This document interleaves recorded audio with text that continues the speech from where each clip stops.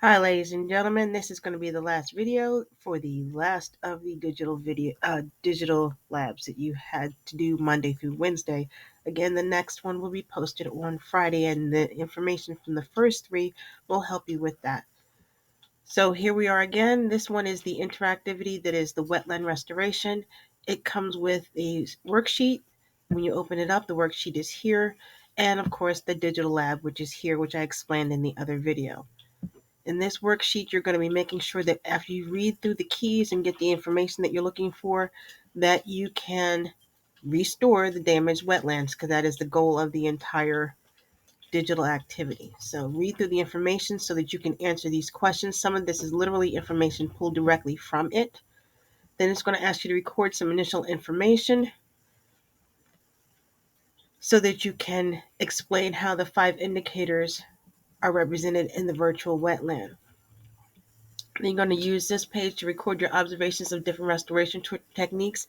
Again, it can be some of the pictures that you have downloaded that I taught you how to do in the last video for your other lab, and you can literally copy and paste them into place to help justify your information that you're going to be here. And it says that right here about copying and pasting information, because you can save things in your results, and you can download your lab as well as download the individual pictures from your loaded screens. Then you're going to use all of that information to try to understand it. You're going to analyze it and then explain it to other people. As good scientists do, they always try to understand the information, the data they have, what the causes were, what the effects were, things like that. And then you communicate it to other people. So take your time. And again, you can work with a partner to get this done. I hope that it works well for you. If you have questions, you know where to post them, and you know I will be looking for them.